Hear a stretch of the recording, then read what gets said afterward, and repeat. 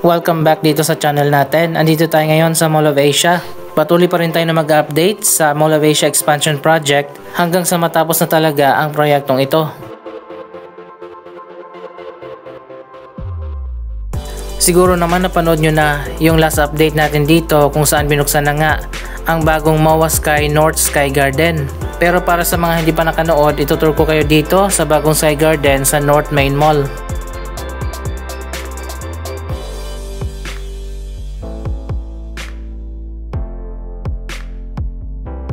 Andito tayo sa pinakadulo, may hagdanan pala dito paakyat doon sa taas sa Sky Park.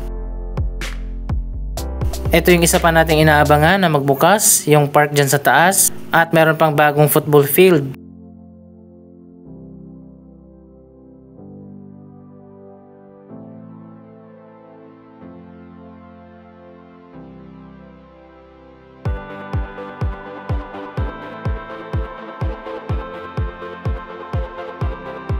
So ayun guys, napakaganda na nga dito sa bagong North Sky Garden.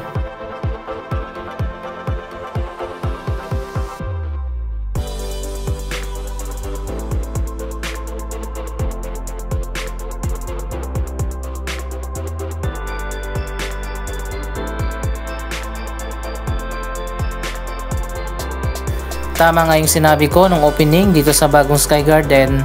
Sa pagbabalik natin, marami ng tao dito.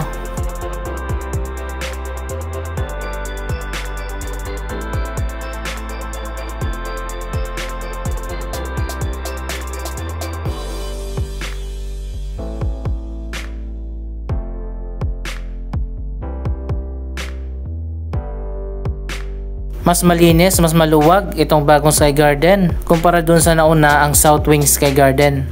Mamaya pupunta din tayo doon.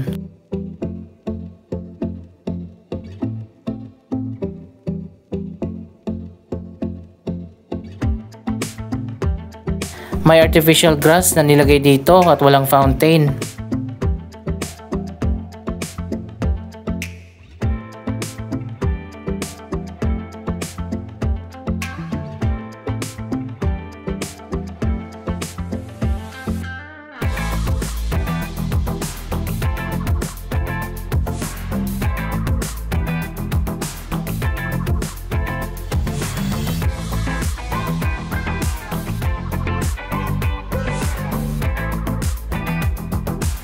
Ang ganda pala ng view kapag nandito ka sa taas.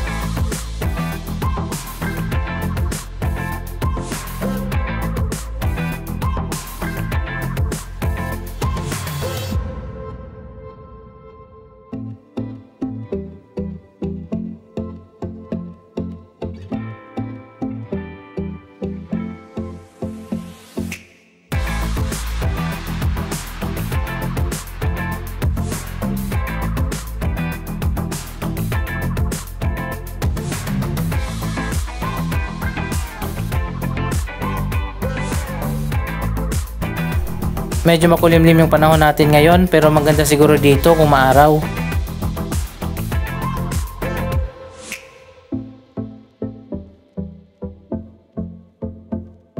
Play area pala yan para sa mga bata. Silipin naman natin ang ginagawang reclamation dito sa MOA Seaside.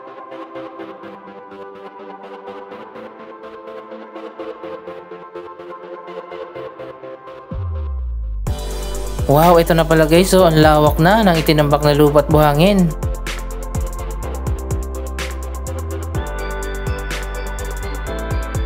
Tuloy-tuloy din ang pagbuhos ng mga barko dito.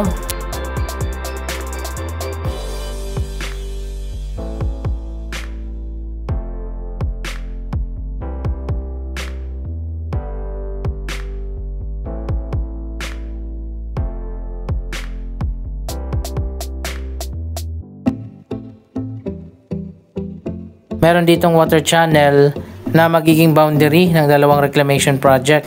Sana lang wag maging stagnant ang tubig dyan at maging mabaho.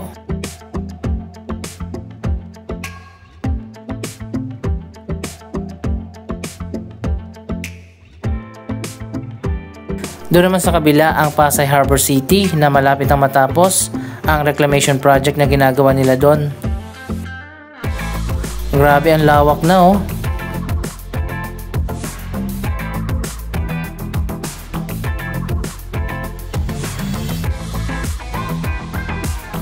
Mas nauna kasi na nagtambak ng lupa at buhangin dun sa kabila.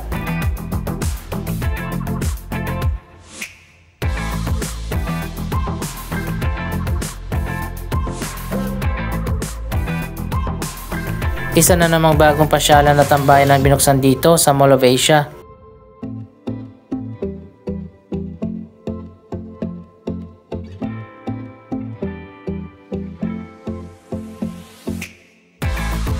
Ang maganda dito sa North Sky Garden, maraming upuan.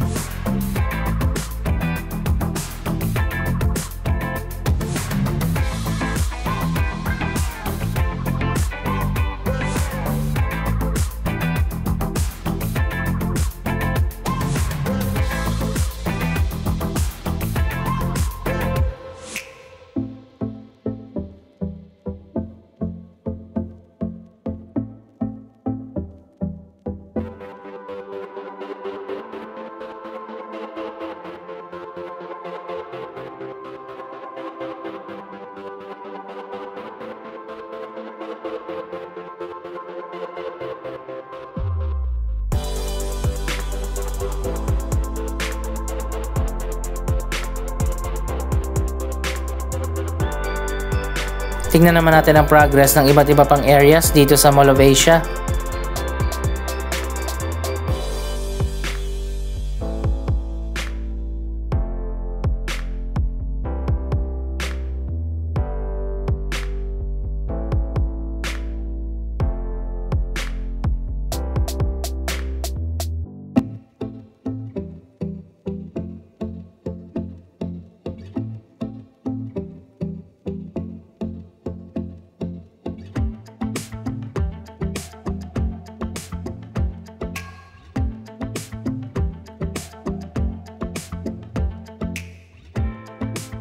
Bukas na nga itong bagong third floor at may bago na mga restaurant at mga stores, pati na dito sa baba sa second floor.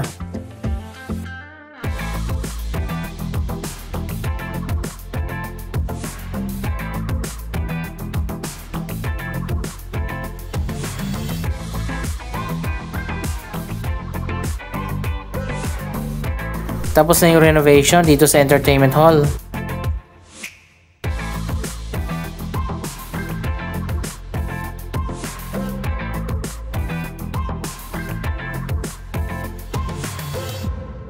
May mga indoor garden din dito sa loob ng mall.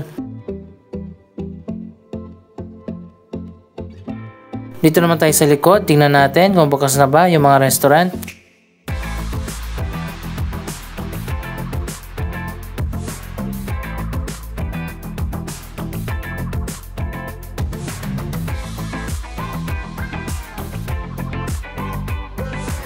So ayun guys, coming soon na rin ang iba't iba mga restaurant dito.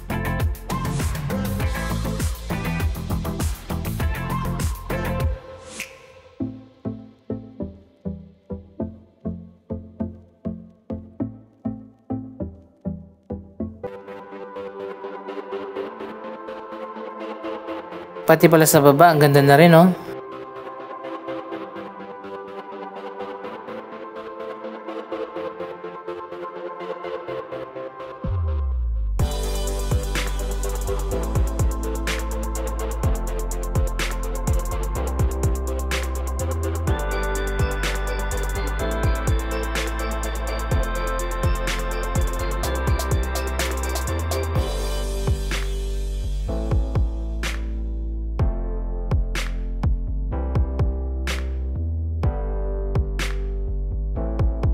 Naging popular na rin na tambayan itong mga bagong indoor garden.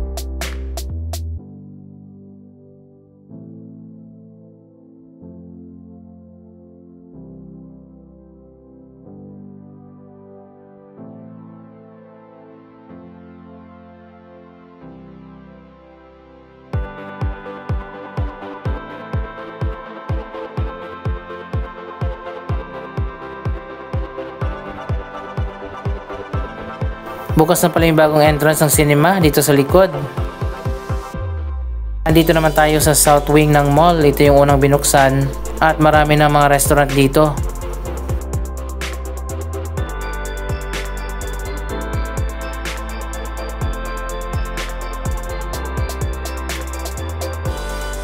Sa taas naman ng South Wing Sky Garden. Mas maraming tao dito, hindi pa yata alam ng iba na bukas na yung North Sky Garden.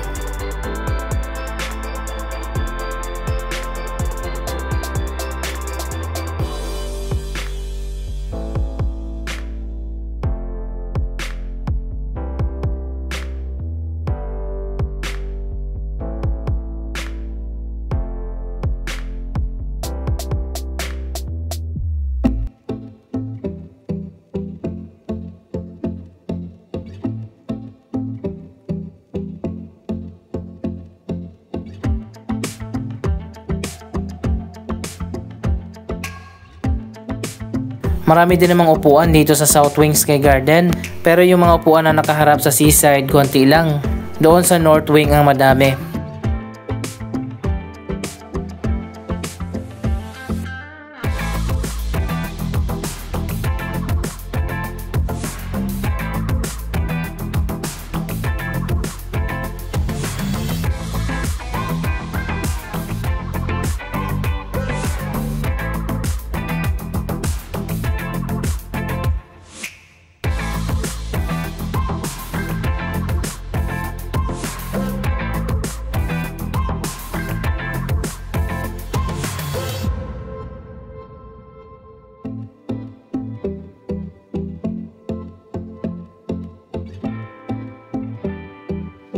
Madumi na pala yung fountain dito.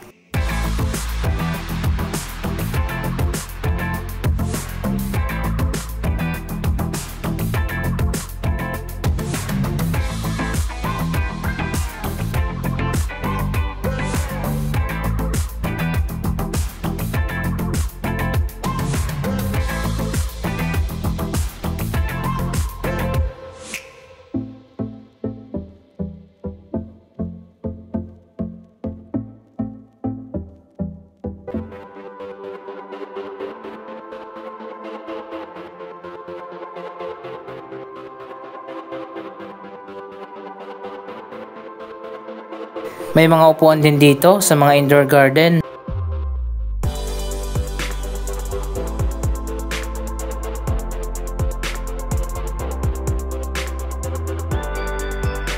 Maganda rin ang pagkakadesign nito.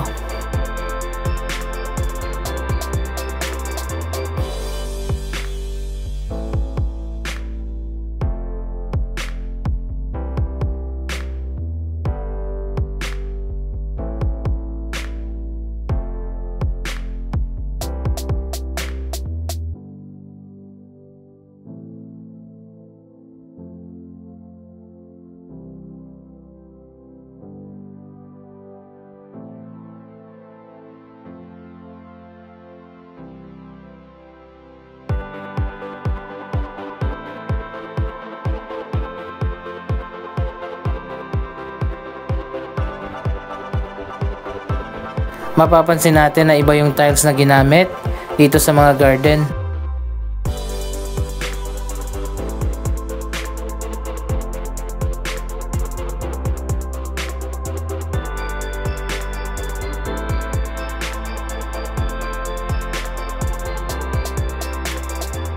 Bukas na rin ang IMAX with laser.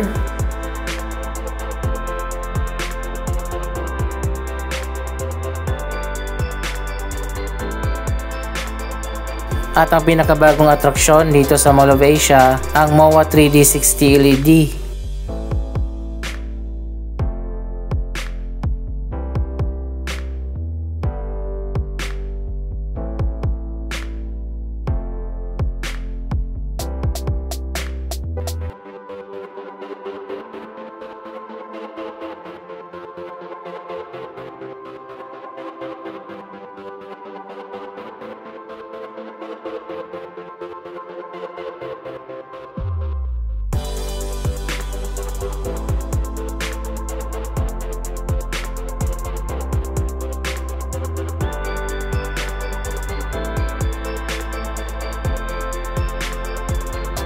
Anong masasabi nyo sa progress ng Mall of Asia expansion? Mag-comment lamang dyan sa baba ng inyong mga reaksyon.